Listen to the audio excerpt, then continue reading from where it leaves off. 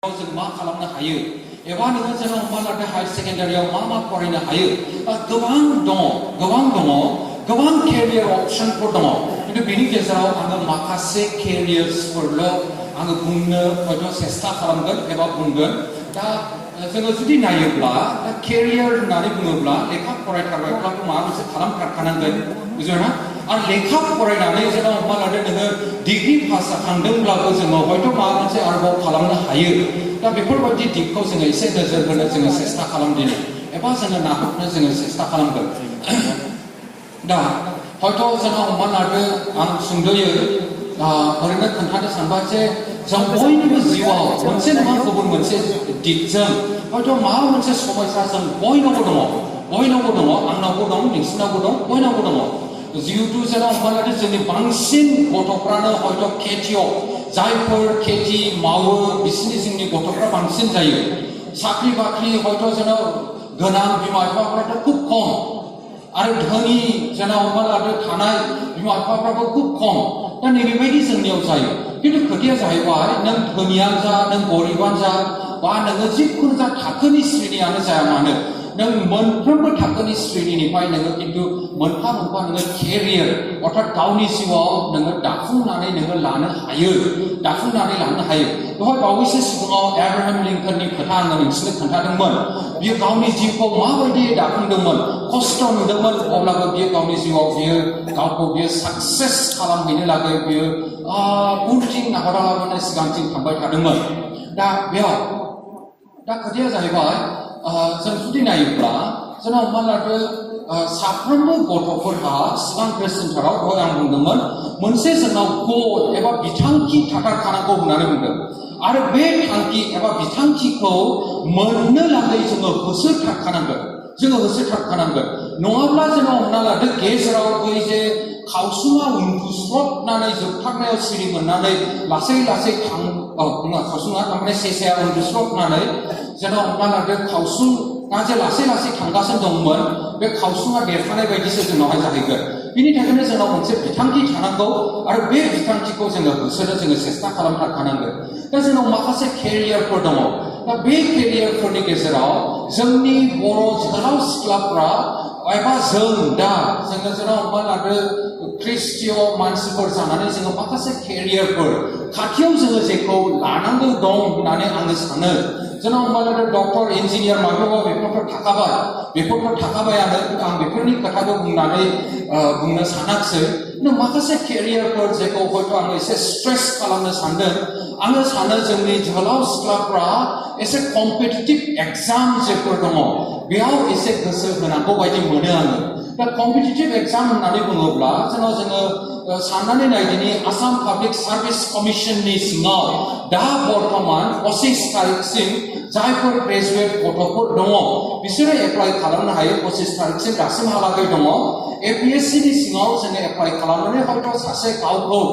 हयथ' ACS जोङो pass खालामनो हानाय मोनसे गोहोआरि दिगजों जोङो लांनो हायो जायफोर ग्रेजुवेट जाबाय बेनि अनगायै जोङो हमना लादो जोङो APS होननानै बुंनायनि आसाम पुलिस सार्भिसनि दिगजों जोङो गावखौ हयथ' थिसननानै जोङो दोननो हागोन एबा आसाम एग्रिकालचार मा होनना बुङो लेन्ड रेभिनिउ नैबेनि दिगाव गुबुन जोङो हमना लादो बेवहाय साख्रिफोर नोङो बेनि गेजेरजों नोङो मोननो हायो दा बेयाव आङो स्ट्रेस खालामनो नाजानाया बेनो नोङो जुदि जोङो हमना लादो आसाम पाब्लिक सार्भिस कमिसन फरिखाखौ नों डिग्री पास जाखांनायनि उनाव बेयाव जुदि नोङो जोङो हमना लादो नोङो बे फरिखाखौ जुदि नोङो होयोब्ला अब्ला नोङो सासे मा जानो हागोन नोङो सासे जोङो हमना लादो थाङै मोनसे समाव नोङो हयथ' सासे DC नोङो जाहैनो हानायनि मोनसे चान्स दङ माने डिस्ट्रिक्ट कमिशनार होननानै बुङोब्ला मोनसे जिल्ला बेंगिरि नोङो जाहैनो हागोन बेनि अनगायै नोङो सासे जोङो हमना लादो बे जे डिस्ट्रिक्टनि सिङाव जे पुलिसफोर थायो बे पुलिसफोरखौ नायग्रा सासे जोङो हमना लादो नोङो बुंदो जे पुलिस अफिसार सासे गिदिर जोङो हमना लादो जेखौ जोङो SP होनो DSP होनो एसे गाहायाव नैबेबायदि रेंकनि नोङो मानसि जाहैनो हागोन दा जोंनि जोङो हमना लादो ख्रिस्टियान गथ'फ्रा बेबायदि कम्पिटिटिभ एग्जामखौ होनांगौ होननानै आङो सानो मानो होनांगौ जोंनियाव दासिमहालागै बेबायदि हयथ' जोंनाव हमना लादो मोनसे डिस्ट्रिक्टखौ बेंनानै लाग्रा हयथ' जोंनाव हमना लादो मानसिफोरजों जुदि नागिरनो थाङोब्ला हयथ' गैयाखौनो होननानै जोङो बुंनो हायो दे गैयाखौनो बुंनो हायो आरो दंब्लाबो साफा सानै आं सानो जोङो नैबे दिगजों कम्पिटिटिभ एग्जाम होनानै बे दिगाव जोङो गावखौ जोङो जेराव हमना लादो जाफुंसार होनो हानायनि लागै जोङो एसे सेस्था खालामनाया मोजां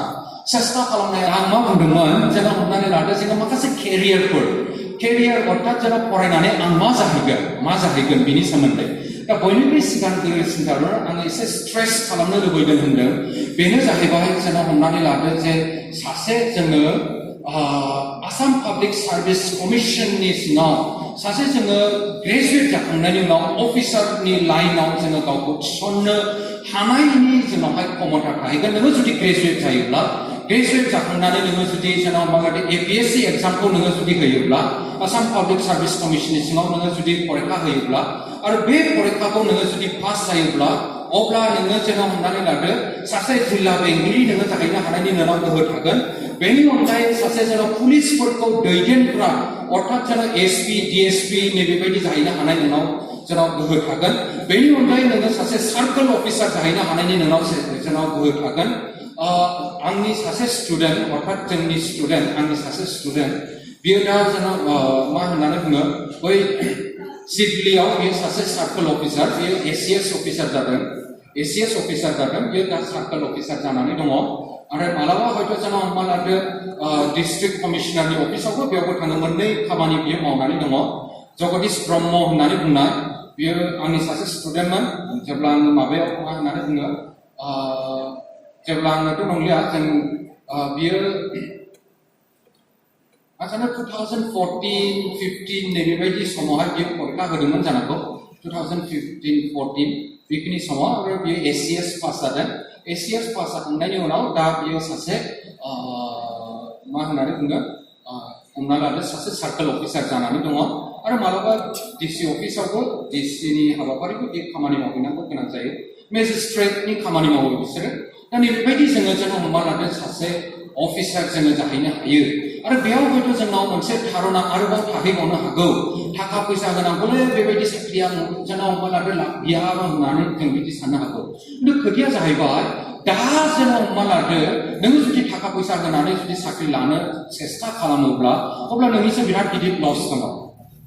लस दङ बोरैबा हमजाबाय जे नोंहा साख्रिबो जोब्बाय डिग्रिबो जोब्बाय बेयावनो थुंगेबाय जोब्बाय नोङो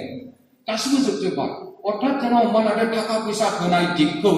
अन्तत दानि गभर्नमेन्टआ लासै फोजोबस्रांनायनि लामायाव जायफोर थाखा होनानै साख्रि लादोंमोन बिसोरो दासिमहालागै गोबाङानो जेलाव दङ जोंनावहाय मोनसे धारना थायोथ' APSC माथो होना बेखौ थाखा होगासो मोनो होननानै जायफोर होदोंमोन बिसोरो दासिमहालागै जेलाव दङ जेलनिफ्राय हाइकर्टआनो दासिमहालागै बिसोरनो जामिनाखौ होबावाखै मिथिगौना बेनि अनगायै आरोबाव जोंनाव हमना लादो राकेश पल होननानै बुंनाय बियो APSC नि चेयारमेनमोन बेबो दासिमबो जेलाव दङ 3 बोसोरसो जाहैनायसै दा गतिके जोंनाव हमना लादो गुबुन बेबायदि सर्टकाट आरो बेयाव जोङो नुनो मोननाय नङा नों फरायथारखानांगोन आरो नोङो जेब्ला कम्पिटिटिभ एग्जाम नोङो होनो जुदि नोङो थिरांथा लायोब्ला अब्ला नोङो माखासे जोंनाव हमना लादो दिगखौ हयथ' क्लास 8, 9, 10, 11, 12 नैबेनिफ्राय नोङो एसे स्टार्ट खालामनांगोन निउस पेपार मेगाजिन मोजां मेगाजिन निउस पेपारफोर जेफोर जोंनाव हमना लादो माखासे जोंनाव हमना लादो राजनितिकनियानो जा बा जारिमिनारि दिगानो जा बा रांखान्थियारि दिगानो जा नैबेबायदि माखासे गियानखौ नोङो जोंनाव हमना लादो 8, 9, 10, 11, 12 नैबेनिफ्राय लासै नोङो गियानखौ नोङो लानांनो सेस्था खालामनांगोन अब्लानो जोंनाव हमना लादो बे कम्पिटिटिभ एग्जामखौ नोङो होनानै पास खालामनो हाया होननानै बुंनायनि खुनु खोथायानो गैया जगदीश ब्रह्म आं दहाय जे गथ'खौ बुंदोंमोन बियो जोंनाव हमना लादो क्लासावबो एथ'ग्राब गोरों नङामोन जेखौ आङो मिथिगौ जिहेतु आं बिनि सासे फोरोंगिरिमोन दा बे हिसाबै आङो बेखौ मिथिगौ खिन्थु मा खालामदों बियो जोंनाव हमना लादो सेस्था खालामदों जियानो जाया सेस्था खालामदों फरायदों बोसोरसे बोसोरनै बियो जोंनाव हमना लादो खालि बे APSC नि फरिखा जेसेबां लेखाफोर दं बेखौ लाबाय फरायबाय जोबथारनायाव पासबो जानानै फैबाय बेबायदि दा APSC परिखाखौ आंबो खननै जिरायदों आङो खननै जिरायदों खनसे फार्स्ट जिरायनायाव प्रिलिमिनारिखौ आङो पास खालामदोंमोन खिन्थु आङो मेन्स परिखाखौ हैयाखिसै मेन्स परिखाखौ हैया जिहेतु आङो इउनिभार्सिटियाव साख्रि जानायखाय आं बेखौ हैयाखिसै आङो ओमफ्राय बिनि उनाव सेकेन्ड टाइम आं खनसे होबावदों सेकेन्ड टाइमावबो आङो पास जागौमोन प्रिलिम्सखौ खिन्थु आं बेयाव फेल जादों फेल जानायनि खारना थारमाने आं मा खालामदों एसे हाखु दाखु खालामनानै 12थासो कुइसनखौ जेखौ आङो हाखायो एन्साराव आङो ए लिरहरनांगौ दङमोन बेखौ बोरैबा जानानै आङो जेन हमना लादो बि खौ टिक खालामनानै हरनांदोंमोन एसे हाखु दाखु जानानै बेबायदि खालामनांदों स' आरो उनावहाय नायबाय जिहेतु आङो कुइसन पेपारखौ आंथ' लाबोखादों नालाय कुइसन पेपारखौ मोनबोखायो कुइसन पेपाराव आं जि एन्सारखौ आङो टिक खालामदों बियो राइट जादों उनावहाय जिहेतु एन्सारफोरखौ APSC आ होफिनखायो नोंना राइट जादों ना रं जादों बेखौबो नों गासै नायजोबफिननो हायो बिसोरो एन्सार किफोरखौ होफिनजोबखागोन नों जेखौ लिरनानै हरदों बेखौबो नोङो नेटनिफ्रायनो डाउनलड खालामनानै नोंनि जेन हमना लादो बे एन्सार बहिखौनो नोङो मोनफिनखायो दा गतिके बेयाव आङो नायफिनबाय आं जेखौ आंनि जे कुइसन पेपारखौथ' न'आव लाबोदों नालाय आङो कुइसन पेपाराव आं कारेक्टानो आं जेखौ थिक होदों खिन्थु एन्सार पेपाराव आं मा खालामहरदों आङो बोरैबा बे रं एन्सारखौसो ओरै दाग होनानै हरदों आं स' हयथ' आं एसे गुगुल थुगुल जानानै एसे हाखु दाखु जानानै बिदि जादों जानांगौ स' बेयाव हयथ' आंनोहाय इन एन्ड एराउन्ड 8 मार्कसो नांगौमोन 12थाब्ला आंना 24था जेन' हमना लादो सोंलुआ एसे थारमाने आंनि गावनि मिस्टेकआवनो जेन' हमना लादो भुल जानानै थांदों नैबेबायदि हयथ' बेयावबो सोरबाफोर होबाय जानांगौ आरो पासबो जादों जानांगौ आं गावनि एक्सपिरियेन्सखौसो ओरैनो खोन्थादों दा बेखौ जेन' हमना लादो पास खालामनो हायैनि खुनु खोथायानो गैया जोङो जेन' हमना लादो उन्दैनिफ्राय मोनसे डाइरेक्सन जोंनाव थानांगोन नोङो जुदि पास खालामनो लुबैयोब्ला आं सिगाङाव बुंनाय बायदि निउस पेपार मेगाजिन बा जेन' हमना लादो निउस आथिखालाव जानानै दङ बेनि फारसे नोंनि मोनसे इन्ट्रेस्ट जानांगोन अब्ला नोङो थाङै जेन' हमना लादो मा APSCल' जेन' हमना लादो UPSC इउनियन पाब्लिक सार्भिस कमिसननि सिङाव IAS जेखौ होननानै बुङो इन्डियान एडमिनिस्ट्रेटिभ सार्भिसनि सासे बिसोरनो जेन' हमना लादो साख्रिया सेन्ट्रेल साख्रि जायो बिसोरबो DCआनो जागोन बिसोरबो सुपारिनटेन्डेन्ट अफ पुलिसआनो जागोन खिन्थु बिसोरो जेन' हमना लादो जोंनि APSCनिख्रुइ जौसिन बिसोरनि बेथनाबो जौसिन जागोन गारि घरा गासैबो मोनजोबो बिसोरो बांला मोनगोन न' आरो जेन' हमना लादो न'आव संनानै होनो जेन' हमना लादो नोङो गोजौ जाहैयोब्ला मा मोनगोन नोङो जेन' हमना लादो सासे मावग्राबो नोङो मोनगोन बेबायदि अफिसार जोङो जाहैनो हायो दा गतिके आङो बेखौ मानो स्ट्रेस होदों जोङो बेबायदि जानांगौ जेब्ला जोंनि गथ'फ्रा बेबायदि दिगजों थांगोन थाङै हयथ' जेन' हमना लादो मोनसे समाव अर्थात जोंनि गेजेराव जोंनि मण्डलिनि लागै एबा जोंनि हारिनि लागै माबा मोनसे अलखद सफैयोब्ला जों सोरनाव थांनांगौ जायो आल्टिमेटलि बे DC SP बिसोरनोथ' जेन' हमना लादो हाबाफारि मावो मोनसे समाव जोंनि ओनसोलफ्राव जेन' हमना लादो जों मा नुनो मोन्दोंमोन बे दावरावनि समाव साधारन गथ'फोर जायफ्रा जेन' हमना लादो खुनु मोनसे जेन' हमना लादो गाज्रि हाबाफारिजों सोमोन्दो गैया बिसोरखौनो थिखोदों लांदों बुसोदों बिसोरखौनो लांदों बबेबा जेन' हमना लादो जिउ फोजोबफैदों बेबायदि खामानि जोङो मावनायखौ नुनो मोन्दों खिन्थु जोंनि मानसियानो जुदि थायोमोनब्ला बेबायदिथ' जानाय नङामोन दा बेनि थाखायनो बे दिगजोंबो जोङो समाजारि खामानिबो जोङो मावनो हायो गावनि हारिनि खामानिबो मावनो हायो आरो नों जुदि सासे बेबायदि गिदिर अफिसारब्ला नों इसोरनि हाबाफारिखौबो नों मावलांनो हायो जेबो टेनसन गैया दा बेनिखायनो बे जेन' हमना लादो जे कम्पिटिटिभ जेन' हमना लादो एडमिनिस्ट्रेटिभ लाइनाव फैजानो लागै आं जोंनि गथ'फोरखौ इनायनो लुबैयो आरो जेन' हमना लादो बेयाव जेसेबां गथ'फोर दङ आं नोंसोरखौ जेन' हमना लादो एनकारेज खालामो APSC होनानै पास खालामनाया खुनु गिदिर खोथा नङा बे जेन' हमना लादो आंनि जे स्टुडेन्ट दङमोन बे स्टुडेन्टआबो एभारेज स्टुडेन्ट बहाबा सेकेन्ड डिभिजन मोनदों बहाबा थार्ड डिभिजन मोनदों एभारेज जेबो गिदिर खोथा गैया जेन' हमना लादो बिनि जे केरियार लाइनआ बेयावबो फार्स्ट क्लास नैबावबो फार्स्ट क्लास बेयावबो फार्स्ट क्लास बिदिबो नङा खिन्थु खोथाया जाहैबाय नाजादों सेस्था खालामदों इयुनाव जेन' हमना लादो जाफुंसारफैदोंबो दा बेबायदि जेन' हमना लादो केरियार बिराद मोजां केरियार जेखौ नोङो गावनि गामि गावनि ओनसोल गावनि हारि एबा गावनि मण्डलि नों मोनफ्रोमबो दिगाव नोङो खामानि मावनो हागोन बे दिगखौ अन्तत बेयाव दिनै जेसेबां जेन' हमना लादो हायार सेकेन्डारि मेट्रिक पास जानाय बा हायार सेकेन्डारि पास जानाय एबा डिग्री जायफोर फरायनाय गथ'फोर दङ नोंसोरखौ आङो बेखौनो बुंनो नाजादों नोंसोर यां अबस्थायावनो दङ यां बैसोआव जेनेबा हमबालादो डिग्री पास जानायाव खय बोसोर जाहैयो साम इन एन्ड एराउन्ड जेनेबा हमबालादो आथिखालावथ' 21-22 बोसोरावनो डिग्री पास जायो बिदिसोआवनो डिग्री पास जाहैयो जुदि नायनो थाङोब्ला बा सोरबाथ' 20 बोसोरावनो डिग्री पास जायो 15 बोसोराव जुदि मेट्रिक पास जायोब्ला ओमफ्राय जेनेबा हमबालादो 15, 16, 17 बोसोराव जोङो हायार सेकेन्डारि जाहैनायसै आरो बेयाव 3 दाजाबफादो होमब्ला 21 बोसोरसोआव जोङो जेनेबा हमबालादो सासे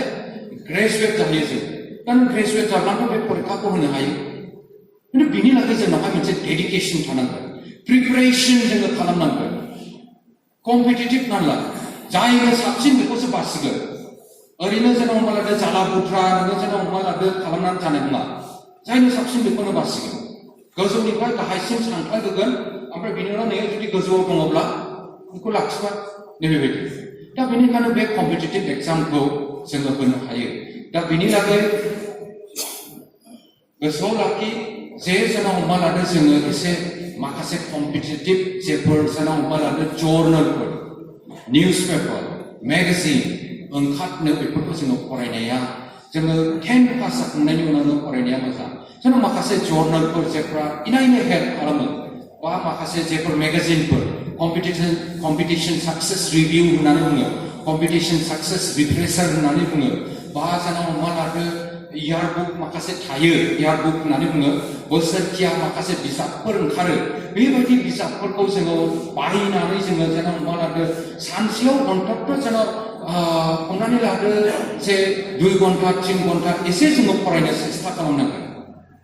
अब्लानो नोङो जेनेबा हमबालादो लासै लासै नोंनि इन्ट्रेस्टआ जेब्ला काल्टिभेट जागोन बेखौ फरिखाया बेलाय माथो बेलाय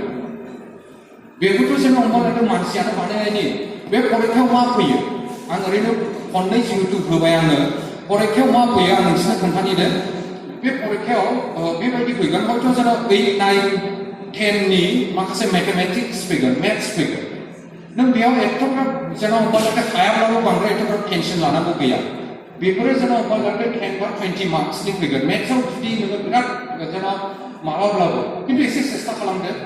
खिन्थु बेनि अनगायै गोबां माखासे कुइसन थायो माखासे कुइसनफ्रा मा थागोन जारिमिननि माखासे कुइसन थागोन जेनेबा हमबालादो सुकाफाया भारतआव माब्ला फैयामोन बे जाहैबाय 1828 मोन दा बेबायदि माखासे सोंलु फैयो बिराद गोरलै मा बुस्थु बिला जेनेबा हमना लादो जे माखासे बेबायदि सोंलु फैगोन जे बिटिसिआव बबे जेनेबा हमना लादो जे हाग्रामायाव बे गल्डेन लांगुरखौ मोनो होननानै बुङो गल्डेन लांगुर माने जेनेबा हमना लादो बे जे मा होननानै बुङो सना गाबनि मोख्रा बेखौ बबेयाव मोनो होननानै बुंनायनि मोनसे सोंलु फैगोन बिदियानो फैयो बेखौ बबे मोनो जेनेरेल बेफोरो बै जेनेबा हमबालादो चक्रशिला होननानै बुङो क'क्राझाराव बेयाव मोनो बेखौथ' नोंबो आंबो हायो बेनि अनगायै जेनेबा हमबालादो अमा थावख्रिखौ बबेयाव मोनो होननानै फैयो जेनेरेल आइडिया बेखौ मानासाव मोनो होननानै बुंनायसोनो बेफोरो गोरलैखौ नाङा नायसार नैबेबायदि माखासे सोंलुफोर फैयो आरो बेखौनो लिरदोंमोन आङो बेखौनो लिरदोंमोन दा बेबायदि नोङो जुदि जेनेबा माखासे जेनेरेल आइडियाया नोंनाव थाखायोब्ला 20 मार्क्सखौ नोङो फरायखानांगोन नों अलरेडि फरायखानांगोन बेखौ खारन नोंनाव अलरेडि दंखायो जिअग्राफि नोंनाव एसे दंखायो नोंनाव माखासे जेनेरेल आइडिया दंखायो बा जोंनाव हमनानै आसामनि उमुक मिनिस्टारा सोर बेफोरबायदि माखासे सोंलुफोर फैयो बा बिटिसिआ माब्ला जायामोन बेफोरबायदि माखासे सोंलुफोर फैयो बिटिसिखौ बबे एमेन्डमेन्टनि गेजेरजों सोसननाय जायामोन बेफोरखौ जुदि जोङो नायोब्ला जोङो मा सानो माथो बारा गोरा नङा होननानै सानो खिन्थु गोरा माब्ला जायो जों जेब्ला जोङो मा लादो गोसो होनानै जोङो मोनसे बुस्थुखौ जोङो फरायलाङा आं दाबो गोसोआव दङ बै समाव जोङो मा लादो आङो जेब्ला बे फरिखाखौ होदोंमोन मोनसे सोंलु हयथ' बेबायदि फैदोंमोन जानांगौ बै मा होनना बुङो उदालगुरि जायगायाव आं सोंलुखौ एक्जेक्टलि बावबाय आङो उदालगुरियाव मोनसे जेनेबा मा लादो बिलो दङ जे बिलोआव दाउसेन दाउलाफोर बानानै थाफैयो आरो बेखौ जेनेबा मा लादो मा बुङो होननानै ना बियो बबेयाव होननानै फैदोंमोन बेखौ हादों आङो खिन्थु सोंलुखौ आं एसे बावबाय नैबेबायदि बेफोरथ' गोरलै नोंनावबो आंनावबो बेबायदि माखासे गियानफोरा दङ बा जोंनाव हमना लादो आसामाव बबे जायगायाव जोंनाव हमना लादो दाउसेनफ्रा फैनानै बानानै थैफैयो होननानै बुंनायनि माखासे सोंलुफोर फैलाबायो जाथिंगा होननानै बुङो बे कार्बि आंलंआव दङ नायसनै स' बेबायदि जुदि जोङो नायोब्ला ब्रेक खालामनानै नायोब्ला सिफायनानै जुदि जोङो नायलाङोब्ला बांद्राय गोरा नङा बांद्राय गोरा नङा आरो दाथ' जोंनाव हमना लादो नोंसोरो थाङै थांनानै नोंसिनि समाव जोंनि समाव जोङो बर'निबो लिरनो मोननोसै बर'नि बेनिखायनो जोङो जेब्ला 8, 9, 10 जायो बेयाव जि जारिमिन दङ हिस्ट्रि जुदि जोङो लायोब्ला मोजाङै फरायनांगौ ससियेल साइन्सनि दङ मोजाङै फरायनांगौ मेथामेटिक्सनि दङ मोजाङै फरायनांगौ 8, 9, 10 साइन्सनि दङ मोजाङै जोङो फरायनांगौ आल्टिमेटलि बेखौनो डिग्री पास खालामनानै नों बेखौ लिरहैनांगौ ओमफ्राय दानि डिग्री पास खालामनानै नों बेखौनो हाहैले दानो बुजिबायना सुकाफा होननानै बुंनायाखौथ' जोङो 8नि माबायावनो 9नि जारिमिन बिजाबावनो मोन्दोंमोन 10नि जारिमिन बिजाबावनो मोन्दोंमोन बुजिदोंना बेयावनो मोन्दोंमोन जोङो बा जोंनाव हमना लादो नोङो मुगलफ्रा आसामाव माब्ला फैयामोन बेखौ नायोब्ला 8, 9, 10नि हिस्ट्रियावनो जोङो मोन्दोंमोन 8, 9, 10नि हिस्ट्रियाव मोन्दोंमोन बा जोंनाव हमना लादो बै जे चक्रशिला होननानै बुङो बरनदि होननानै बुङो बेफोरबायदि एरियाखौबो जोङो ससियेल साइन्सआवहाय जोङो मोन्दोंमन 8, 9, 10आवनो जोङो मोन्दोंमोन दा बेनिफ्राय जुदि जोङो मोनसे दिग लाहरनानै थाङोब्ला नोङो जुदि जोंनाव फिसा सिफायोब्ला अब्ला नोङो मा मोन्दांथि मोनगोन बांद्राय गोरा नङा माथो होननानै नोङो डेफिनेटलि बुंगोन खिन्थु खोथाया जाहैबाय जोङो जेब्ला गावनि ब्रेनखौ ब्रास खालामा जों जेब्ला जोंनाव हमना लादो बांद्राय जोंनि ब्रेनखौ जोंनाव हमना लादो एसे जोंनाव खोबथेनानै दोननाय बायदि खालामगोन बेखिनि समावसो जोङो मोनसे एग्जाम होब्लाबो पास जाया बैखौ होबाय पास जाया बुंनायाथ' बुंनायसै है लिरनायालाय लिरजोबदोंलै होननानै बुंनायसै बुजिबायना लिरनायालाय लिरजोबदों दानि मा जाबाय एग्जामाव मामोन नै एन्सारा नैबेबायदि दंमोन सुकाफाया आसामाव 1228आव फैदों ए आरो दङमोन 1227 आरो दङमोन 1226 आरो दङमोन 1229 नों होनांगौमोन 1228 नोङो नुबाय मोनब्रैबो एखे 27, 28 माबा होनो बेवहाय 26 मोनब्रैबो खाथि दंना गैया जोबथारनायाव नोङो मा हरबाय जोंनाव हमना लादो नोङोथ' सानदों मोजाङाखौनो हरदों राइटखौनो हरदों खिन्थु नों माखौ हरदों हयथ' जोंनाव हमना लादो 29खौसो हरनानै हरबाय खारन मोनब्रैबोथ' एसे एखे मोनब्रैबो एन्सारा बेयावनो थाखायो मोनब्रैबो एखे दा बेनि थाखायनो नैबेबायदि माखासे मिस्टेक जोङो बानायो दा बेनि बे मिस्टेकखौ जोङो मिनिमाइज खालामनो थाखाय जोङो एसे उन्दै समनिफ्राय जोङो एसे गोसो होनानै बेखौ जोङो जोंनाव हमना लादो लासै ब्रास खालामबाय थानांगौ स' बेखौ आङो हयथ' जोंनि गथ'फोरखौ कम्पिटिटिभ एग्जाम होनानै जोङो जोंनाव हमना लादो साफा हादोर बेंगिरि होननानै एडमिनिस्ट्रेटर जाजानो हयथ' आङो लुबैयो आरो हयथ' आं एनकारेज खालामो नोंसोरो दा जायफोर हायार सेकेन्डारि फरायनानै दङ मेट्रिक होनानै दङ नाय जे नोंसोरो जोंनाव हमना लादो नोंसिनि जे ससियेल साइन्स डिग्री याव जोंनाव हिस्ट्रि बा पलिटिकेल साइन्स बा ओरैहाय जोंनाव हमना लादो बै गाहायाव जोंनाव हिस्ट्रि ससियेल साइन्स 8, 9, 10आव बेबायदि माखासे साबजेक्टफोरखौ फरायोब्ला एसे मोजाङैनो जोङो नोजोर होनानै फरायनो सेस्था खालाम अब्लानो जोंनाव हमना लादो बेखौ नोङो जोंनाव क्लियार खालामनो हायैनि खुनु प्रश्न गैया देयर इज नो एनि कुवेश्चन जे नों हाया होननानै आं जेखौ होनानै मोन्दांथि मोनदों जिहेतु आङो फार्स्टआवबो ओरैनो होदोंमोन सेकेन्डआवबो ओरैनो होदोंमन जोबथारनायाव आङो नुदों जोंनाव हमना लादो आं गोबाङै हाखानायानो फैदों खिन्थु सेकेन्ड टाइमाव आंनि मिस्टेकआ आं खोन्थाबाय जोंनाव हमना लादो आं एसे हाखु दाखु खालामनायाव जेराव ए हरनांगौमोन आं बेयाव बि होनानै हरदों आंनि कुवेश्चन पेपाराव बियो आं जेखौ होदों बियो राइटखामोन थिग होनानै लाबोखादों आङो खिन्थु एन्सार स्क्रिप्टआवसो आङो रं एन्सार हरदों बेबायदि जानानै फैदों एनिवे बेखौ हयथ' जोंनि गथ'फोरखौ आङो लाजानो लुबैयो बेनि अनगायै आरोबाव आङो मा मोनसे हयथ' दिगखौ एसे नोजोर होजानो लुबैबावदों गोबां केरियारफोर दङ आं अलरेडि सिगाङाव बुंखाबाय डक्टर इन्जिनियार बा जोंनाव मास्टार माबा आं बेफोरनि सोमोन्दै जेबो बुंनाय नंलिया बा बेफोरखौ जोंनाव मा लादो आङो बे केरियार अपसननि माबायाव बेफोरो दंखायो कनभेनसनेल खिन्थु आं बेनि सोमोन्दै जेबो बुंलिया दा आरो गुबुन आं मोनसे मा नाजाबावनो लुबैयो जुदि नोङो जोंनाव मा लादो हायार सेकेन्डारि पास जायोब्ला बा नोङो जुदि जोंनाव मा लादो ग्रेजुवेट जुदि जायोब्ला आं सानो जोंनि गथ'फोरखौ जे जोङो आयेन फरायनायाबो एसे दा तारमाने ल' फरायजानो आङो जोंनि गथ'फोरखौ लुबैयो आयेन ल' हायार सेकेन्डारि फरायखांनायनि उनाव हायार सेकेन्डारि पास जायोब्ला इन्टिग्रेटेड ल' कर्स नोङो 5 बोसोरनि लागै नोङो फरायनो हायो ओमफ्राय बेनि उनावहाय जोङो नोङो जुदि डिग्री पास जानायनिब्ला नोङो जोंना हमना लादो जे 3 बोसोरनि लागै नोङो LLB नोङो खालामनो हायो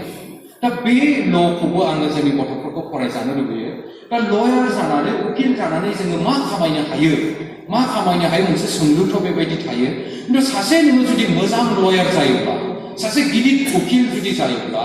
हयथ' जोङो हमना लादो गिदिर उकिलफ्रा ल' प्रेक्टिस खालामोब्ला बिसोरो जोङो हमना लादो मोनसे टाइमाव नोंनि थाखाय कर्टआव माबा मोनसे जोङो हमना लादो जास्ट 10 मिनिटनि खोथा बुंनांगौ नोंनिफ्राय हयथ' 50,000 60,000 बिसोरो जोंनाव नोंनिफ्राय बिगोन अब्लासो नोंनि जानानै बिसोरो जोंनाव हमना लादो कर्टआव थांगोन बेबायदि सासे प्राइभेट उकिला बेबायदि फैसा लायो बिसोरो बेनि अनगायै नोंसोरो जोंनाव हमना लादो मा खालामनो हायो नों सरकारि उकिल जुदि जानो लुबैयोब्ला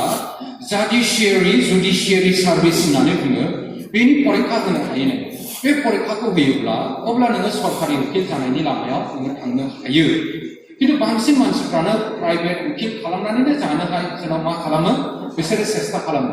प्राइभेट उकिल माने जोंनाव हमना लादो सासे उकिल जाबाय नोङो बेनि उनाव नों जुदि केस मोनोब्ला बे केसखौ केस नाय केस नोङो कर्टआव थांबाय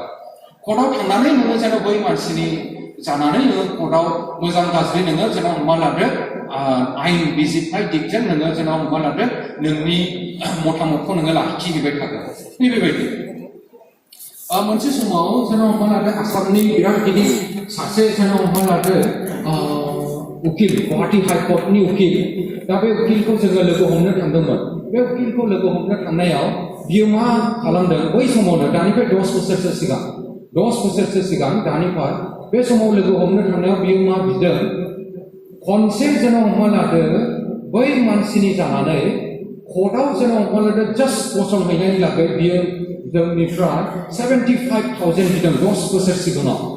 कर्टआव जास्ट बियो गसंहैगोनल' फंनैसोल' खोथा बुंगोन नोंसोर जुदि जेन हमना लादो आंनो 75,000 होनो हायोब्ला अब्ला आं जेन हमना लादो नोंसिनि जानानै केसखौ लागोन आरो जुदि होनो हायाब्ला आं केसखौ लानो हाया होननानै आरो जेन हमना लादो बांसिन मानसिफ्राथ' मोजां उकिलखौ डेफिनेटलि नागिरगोन जायहा बिदि ट्रेक रेकर्ड दङ दा बेनिखायनो आं मा सानो जेन हमना लादो ल' फरायनायाबो जोंनि लागै मोनसे गिदिर अपसन दङ जेखौ जोङो लानानै जोङो फिसा खामानि मावनानैबो जोङो जानो हाबाय बेनि अनगायै जोङो गिदिर जुदि नोङो जानो लुबैयोब्ला खिन्थु प्रेक्टिस नांगोन आरो बेयावबो नोङो एसे जोङो धैर्य नांगोन खारन अल अफ ए साडेनथ' नोङो खुनु मोनसे माबायाव साक्सेस मोनहैब्लाबो पास जाब्लाबोथ' नोङो गोजौसिम थांनोथ' डेफिनेटलि हाहैनाय नङा नों खस्थ' खालामनांगोन बोसोरसे एसे सोरनिबा सिङाव सोलोंबाय नोङो जोबथारनायाव नोङो जेब्ला गावनो जेन हमना लादो गोरों जाबाय अब्ला नों गावनिनो मोनसे ल' फार्म खुलिबाय नोङो गावनिनो मोनसे नाम होनानै नोङो खुलिबाय बेबायदि जोङो खालामनो हायो बेबायदि स' बेनि थाखाय आं मा सानो जोंनि गथ'फ्रा आयेनखौबो फरायनांगौ उकिल जानायखौ जोङो जेनेरेलि नेगेटिभ साइडजों जोङो नायो दा बेनिखायनो जोंनावहाय माब्लाबाफोर समस्या जायोब्ला जोंनि गामिनाव सोरनावबाफोर जेन हमना लादो माबा मोनसे समस्या जायोब्ला कर्टआव थांनानै जोङो जेन हमना लादो देरहाहैनांगौआ ओरैबायदि गोब्राब जायो खारन जों रावखौबो सिनायखालिया उकिलफोर हमहैनोबो हालिया रावखौबो सोरखौबा हमनानै जेन जोंनि लागै कर्टआव जेन हमना लादो माबा मोनसे नांनोबो जोङो रावखौबो सिनाया बेबायदि जोंनावहाय मोनसे समस्या फैयो दा बेनिखायनो आं सानो जेन जोंनि गथ'फ्रा जेन हमनानै लादो जे नैबे ल' एबा आयेन बेखौबो आङो फरायनांगौ होननानै आं सानो आंनि लागै बेयो बिराद गिदिर मोनसे अपसन होननानै आङो सानो आरो नोंसिनि लागैबो अपसन जाहैगोन बेजों नोङो गावबो थांनानै लानो हागोन नोंनि गामियाव सोरहाबा माबा मोनसे गिदिर समस्या जायोब्ला नों बेखौबो हेल्प खालामनो हागोन मण्डलियाव गिदिर समस्या जायोब्ला बेखौबो नोङो हेल्प खालामनो हागोन आल्टिमेटलि जोंनाव माबा मोनसे पुलिसा जुदि फल्स केस होयोब्ला मिसा मोनसे केस जुदि जोंनावहाय लागायनानै होयोब्ला जों बहा थांनांगौ जायो कर्टआव थांनांगौ गोनां जायो बेखौ जोंनि मानसिया लागोन खारन जोंनि मानसिया जोंखौ साबसिनै बुजिगोन दा बेबायदि जोङो खामानि मावनो हायो आरो जेन हमना लादो गभर्नमेन्ट उकिल जाबाबो जोङो बिराद गोबां फैसा मोनो मेजिस्ट्रेट जाहैनो हालाथ' बिराद फैसा मोनगोन नोङो बेनि अनगायै लासै लासै प्रमोशन जालांबाय थागोन दा नैबेबायदि बे खामानिखौबो जास्टिस चिफ जास्टिस नैबेबायदि लामा थांबाय थायो बियो एकदम गोजौसिम स' लासै लासै लासै लासै प्रमोशन मोनसे ज' बेबायदि जोङो थांबाय थानो हायो सरकारि उकिल जानानै बेबायदि डिफारेन्स स' जुडिशियारि सार्भिसनि फरिखा होयोब्ला बेनि अनगायै आरोबाव आङो गुबुन मोनसे केरियार जायफोर गथ'फ्रा साइन्स फरायो बिसोरो जुदि बिएससि एग्रि जुदि लायोब्ला बिएससि एग्रि थारमाने हायार सेकेन्डारि नोङो साइन्स फरायबाय साइन्स फरायखांनायनि उनाव नोङो जुदि सोरनाव हमना लादो जिहेतु जोंनि बांसिन मानसिफ्रानो आबाद खेथिजों नांथाबनानै थाग्रा मानसिखाय जोंनो लागै दा अन्तत आङो सानो जे जोंनो बिएससि एग्रि फरायनाय जोंनोहाय जोहोलाव सिख्लाफोर नांगौ जोहोलाव सिख्लाफोर नांगौ खारन जोंनि जे एग्रिकालचारेल सेक्टर जोंनि एग्रिकालचारेल सेक्टरा दाबो गावखौ थांनानै थानो हानाय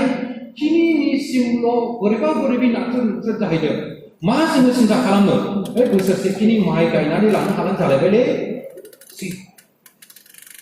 ओरैबायदि खस्थ' खालामगोन बुजिबायना 3-4 मास जोङो माइ गायगोन खिन्थु माइ गायनानै जोङो जेन' हमना लादो दा जोंनि ट्रेडिसनेल दिगजों जुदि नायोब्ला लाबानो जाया जोङो बुजिबायना लाबानो जाया जिहेतु आंबो माइ गायो बे हिसाबै जेन' हमना लादो आं एसे एनै रेकर्डखौ लाखिबाय जेन' हमना लादो माइ गायोब्ला आं जेन' 15 बिगासो माइ गायोब्ला सामनिनो नेराव आङो 30,000नि गोजौआव फैसा थाङो खामला होनायजों बुजिबायना खामला होनायजों बेनि अनगायै जेन' हमना लादो ट्रेक्टरनि थावानो हनै 70-80 थाखा जाबाय दा ट्रेक्टराव नोङो थाव सोनाय बे गासैजों आरो जिहेतु खामलानावनो निर्भर खालामो नालाय आंथ' पार्सनेलि थांनानै माबा हैयासै बे हिसाबै आङो बेबायदि थाङो सोरबा गावनो जुदि दुब्लियाव थायोब्ला बेनो एसे खम थांगोन हमना लादो खमैब्लाबो बिगासेयाव 1500नि खम जाया बिगासेयाव नोङो माइ गायोब्ला 1500नि नोङो खम लानानै माइ गायनो हाया नोङो नैबेबायदि जोङो खरस खालामनांगौ जायो खिन्थु थिग बेबायदिनो बेबायदि कस्टखौ माबोरै मिनिमाइज खालामनांगौ साइन्टिफिकेलि जोङो बेखौ माबायदियै जोङो खालामोब्ला बांसिन प्रडाक्शन मोनगोन फैसाया खम इनभेस्टमेन्ट जागोन आरो जोङो बेखौ कमार्शियलाइजेशन जोङो खालामनो हागोन नैबेबायदि मानसिया जायफ्रा जेन' हमना लादो बिएससि एग्रिकालचार फरायगोन बिसोरखौ एसे एनै सोलोङो आरो बिसोरनो जेन' हमना लादो प्रेक्टिस 6 मास बायदि बिसोरनो प्रेक्टिस हागोन होखायो सोरनिबा दुब्लियाव थांनानै बिसोर खामानियाथ' मावहैनांगौ नैबेबायदि हयथ' जोंनि जेन' हमना लादो जे एस'सिएशनजों बै एलाहाबादनाव थानाय स्वाट्स होननानै बुंनाय मोनसे इउनिभार्सिटि दङ जेन' हमना लादो बै समावहाय जेब्ला माबायाव मा होननानै बुङो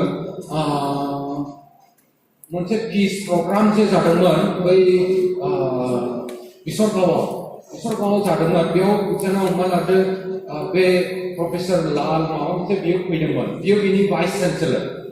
बे जेन' हमना लादो साराबो मोनसे खोथा बुंलांदोंमोन बे जायगानि जुदि गथ'फ्रा जों थाङोब्ला आं मोनसे जेन' हमना लादो बिसोरनो स्पेशल मोनसे प्रभिजन होनानै होगोन होननानै बुंदों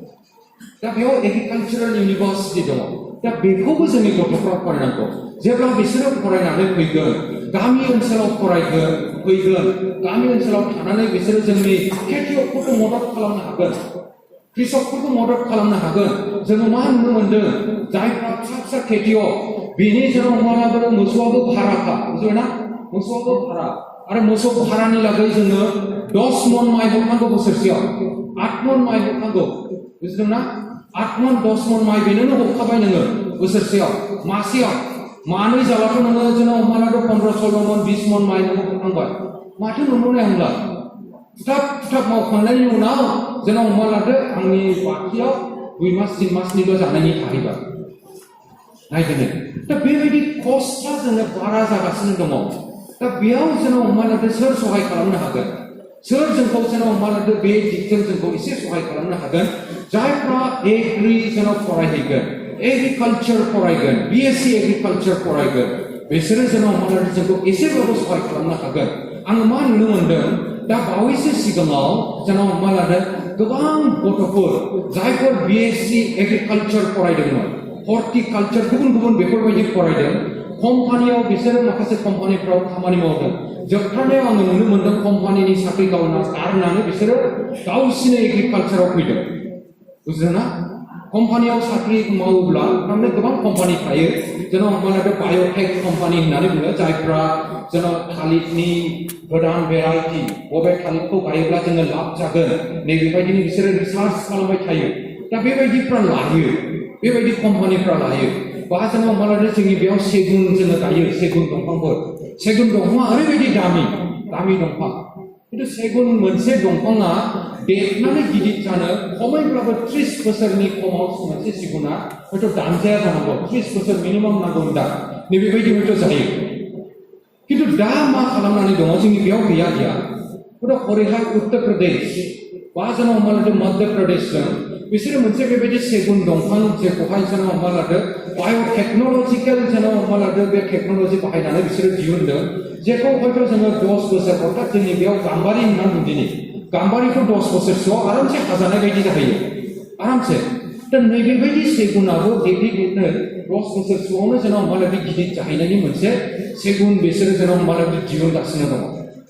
नैबेबायदि कम्पानिफ्रा बिसोरखौ लायो बिराद फैसा होयो बिसोरो फैसा होयो बेबायदि साख्रि गारनानै बिसोरो जों हमनानै जोबथारनायाव बिमा बिफानि जि खेथि दङ बेयावनो फैनानै साख्रिखौ गारनानै खेथि मावनायनि ना माने खेथियाबो मा होननानै बुंदों आं मोनसे खोथा खोन्थाबावनायसो मस्ट रिसेन्टलि जेब्ला 6 माससो जोंनावहाय लकडाउन जादों 6 माससो लकडाउन जादों गासिबो बन्द जाजोबदों बे बन्द जाजोबनाय समाव इन्डियानि मोनसेल' बिजनेसा थांनानै थादों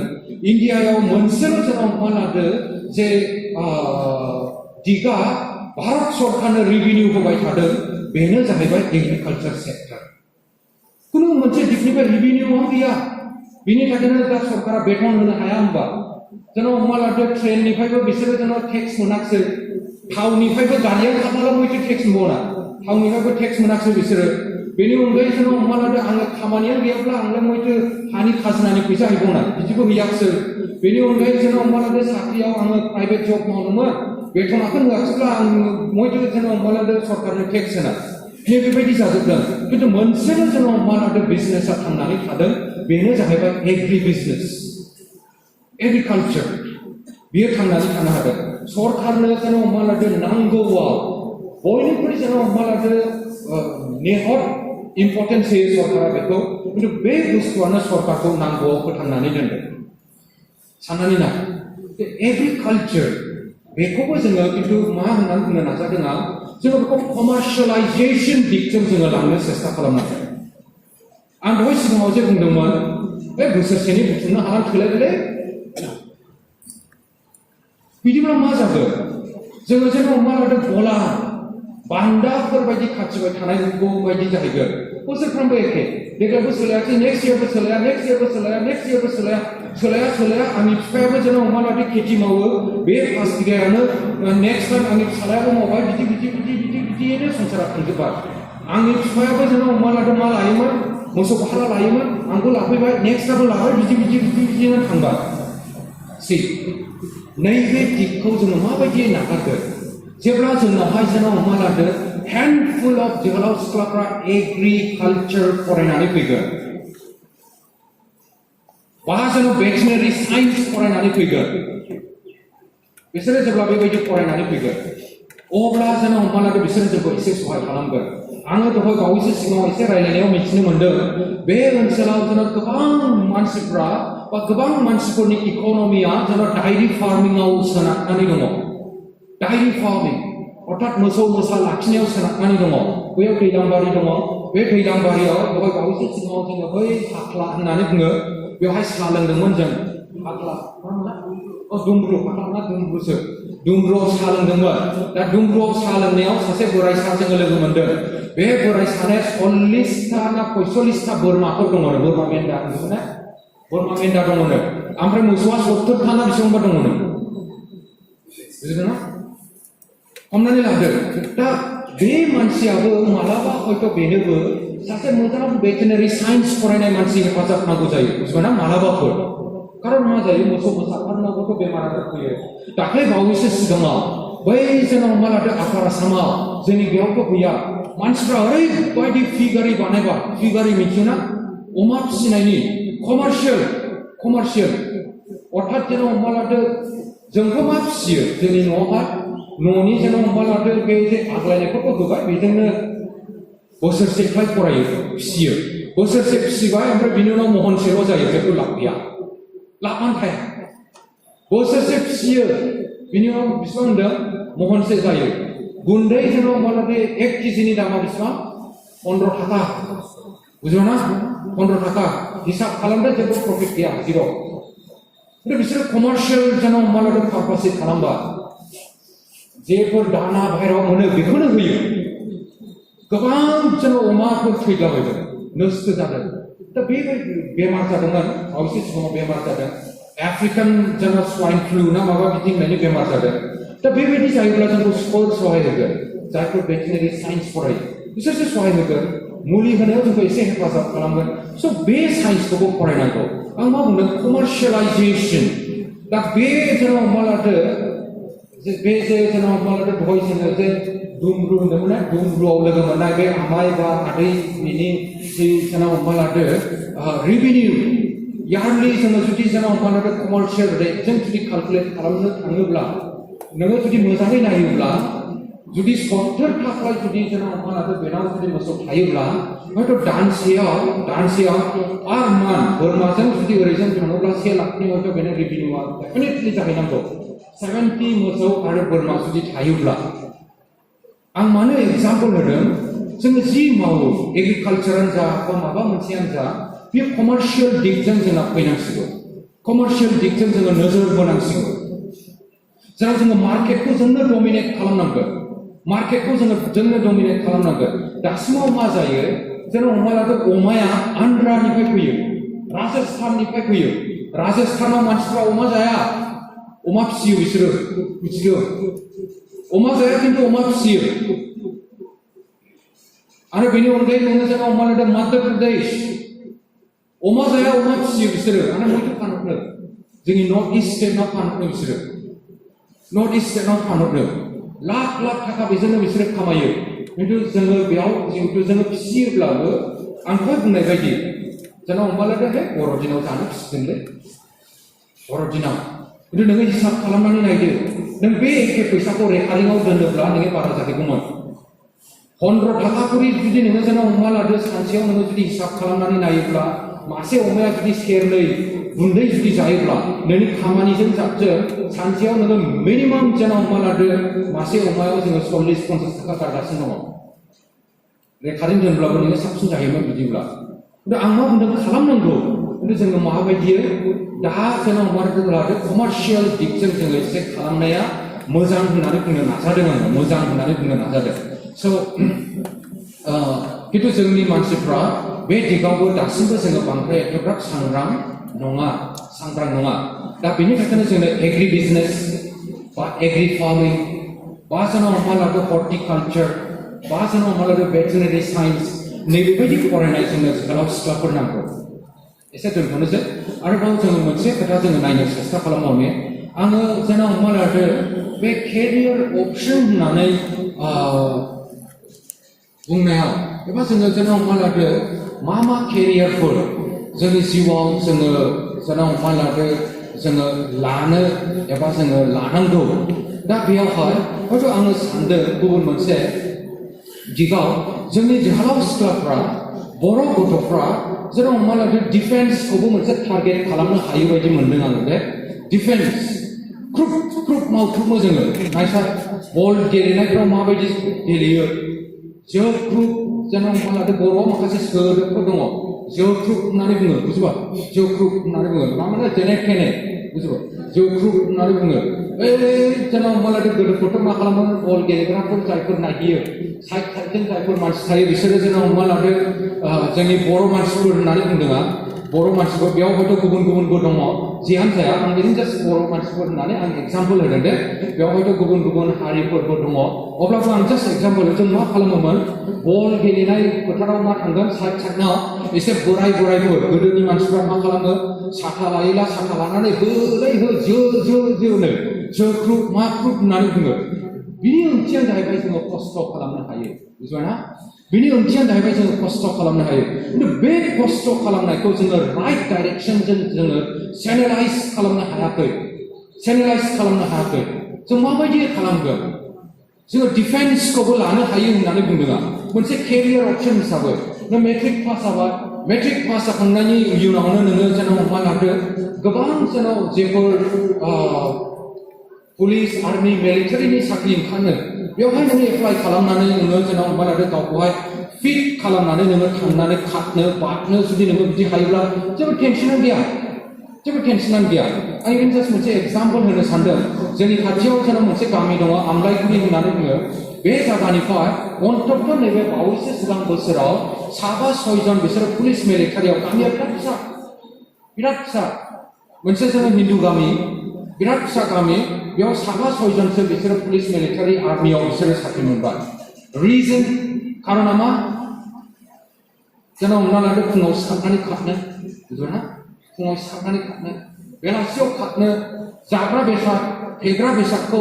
जेन' हमना लादो न'आव खालामब्लाबो बुजिबायना न' होननानै बुङो खारन नोङो जेब्ला जाग्रा बेसाद इउज खालामगोन नों बोरैथो खारनो हाना बोरैथो नोङो होसोना बोरै नोङो जेन' हमना लादो जोनो आरो बे गथ'फ्रा मेक्सिमाम आंनिनो स्टुडेन्टमोन जिहेतु आङो मोनसे फरायसालियाव हमना लादो बामोनगाव गोजौ फरायसालियाव आङो फोरोङोमोन मोनसे समाव बे समाव आंनि स्टुडेन्टमोन बिसोर दा जोङो जेन' हमना लादो डिफेन्सखौबो लानो हायो बायदि मोनदों आं जोङो नोजोर होनो हायो बयनिख्रुइ गोरलैसिन साख्रि जुदि नोंसोरो मोननो लुबैयोब्ला डिफेन्स सेक्टरा बिराद मोजां आरो डिफेन्स सेक्टराव जोङो जेन' हमना लादो जेनेरेल डिउटिनिफ्रायनो थांनो हायो जिडि जेखौ होननानै बुङो बेनि अनगायै अफिसार लाइननि लागैबो जोङो गोबां फरिखाफोर दङ बे फरिखाफोरखौ होनानै जोङो जेन' हमना लादो थांनो हायो जेन' हमनानै लादो जे कमन डिफेन्स सार्भिस होननानै बुङो हायार सेकेन्डारि पास जाखांनायनि उनाव होनो हायो बेखौ खिन्थु नोङो फार्स्ट क्लास गथ' जानांगोन अब्लासो नोङो बे फरिखायाव जिरायनो हायो मेट्रिकआवबो फार्स्ट क्लास नांगोन नोङो हायार सेकेन्डारियावबो नोङो फार्स्ट क्लास नांगोन नङाब्ला नोङो जेन' हमना लादो बे फरिखाखौ जिरायनो हाजेनखाया नैबेबायदि जोङो जेन' हमना लादो डिफेन्स सार्भिस अर्थात बिसोरो डाइरेक्टलि 2 स्टार जानानै फैगोन बिसोरो दा बेबायदि जोङो माबायाव डिफेन्स सेक्टराव फैनो हायो बेनि अनगायै नैबे जे आं दहाय बुंदों जेनेरेल डिउटिनि लाइन बेखौबो जोङो होसोनो हायो मा उसुबिदा दङ बेयावबो जोङो जेन' हमना लादो जोंनि इसोरनि हाबाफारिखौ बेनि गेजेरजोंबो जोङो लांफानो हायो दा बे जाहैबाय साम केरियार माखासे केरियारफोर जेखौ हयथ' आं नोंसोरजों शेयार खालामनो लुबैदोंमोन बेनि अनगायै गोबां केरियार दं आं बेफोराव बुंनो थांलिया आं मा केरियार अपसननि लागै नोंसोरजों बुंखा आं बेखौ ओरैनो साम आप खालामनानै आं दोनथ'नो सानबाय फार्स्टआव आं मा बुंदों जोङो APSC बा UPSC जोङो फरिखा होनांगौ होननानै बुंदों आं ग्रेजुवेट जाखांनायनि उनाव उन्दैनिफ्रायनो एम खालामखानांगौ आं सासे जेन' डिस्ट्रिक्ट कमिशनार जागोन आं सासे जेन' हमना लादो सुपारिनटेन्डेन्ट अफ पुलिस जागोन होननानै नोङो उन्दैनिफ्रायनो एम खालामखानांगौ बेजों जोङो थांनांगौ बेनि उनाव जेन' हमना लादो आङो मा बुंदोंमोन ल' फरायनांगौ होननानै बुंदों जोंनि गथ'फोरखौ ल' फरायनांगौ होननानै बुंदों आरो थामथियाव आङो मा बुंदोंमोन जेन' हमना लादो जोंनि गथ'फ्रा जायफोर साइन्स फरायो एग्रि जेन' हमना लादो BSc बा एग्रि बिजनेस बा जेन' हमना लादो हर्टिकालचार बा जेन' हमना लादो भेटेनारि साइन्स बेखौ फरायनांगौ होननानै बुंदों बेयो जाहैबाय नों हायार सेकेन्डारि साइन्स फरायखांनायनि उनावनो लामाया गेवगोनथियो बेखौ जोङो खालामनांगौ होननानै बुंदों आरो मोनसेबो इउनिभार्सिटि अलरेडि जोंखौहाय एसे प्रिफारेन्स होगोन होननानै बुंखादों स्वाट्स होननानै बुंनाय एलाहाबादनाव दङ आं खनसे बे इउनिभार्सिटियावबो थांबाय आङो बेयाव जोङो थांनो हागोन बेनि अनगायै आङो दा लास्टआव मा बुंदों बयनिख्रुइ गोरलैसिनथारै जोङो जुदि हमना लादो जायफोर बेयाव जोहोलावफोर दङ फुं बेलासि जुदि नोंसोरो बल जोनो मोजां मोनोब्ला गेलेनो मोजां मोनोब्ला निसा जाति बुस्थु जुदि नोंसोरो खालामाब्ला बा बिनिफ्राय गोजानाव जुदि दङब्ला अब्ला डिफेन्स सेक्टराव जोंहा थांनायाबो गाज्रि नङा बे दिगजों जोङो गावनि केरियारफोरखौ जोङो जेन' हमना लादो महर होलांनो हागोन दाफुंलांनो हागोन आरो गावबो थांनानै थागोन गावजों लोगोसे गावनि गामि गावनि मण्डलि गावनि एरियाखौ जोङो फोथांनानै लाखिनो हागोन गोबां केरियार अपसन दं आं बे मोनब्रै केरियारखौ ओरैनो बुंनानै दोनथ'बाय दा आं आसा खालामदों बेयाव जेसेबां गथ'फोर दङ बयबो हयथ' मोनसे समाव थाङै मोनसे ना मोनसे केरियारफोर जोङो लानो सेस्था खालामगोन होननानै आं आसा खालामबाय खिन्थु बाखि जेन हमना लादो आं नोंसोरनि गोसोखौ माबायदि जेन हमना लादो हयथ' दांनो हाखो एबा जेन मोन्दांथि खालामनो हाखो बेखौ नोंसोरसो बुंनो हासिगोन दा बेखौ बांद्राय बुंनो हानाय नंला खिन्थु आङो एक्सपेक्ट खालामदों जे सासे नङा सानै साथाम जियानो जाया मानो सानसे समाव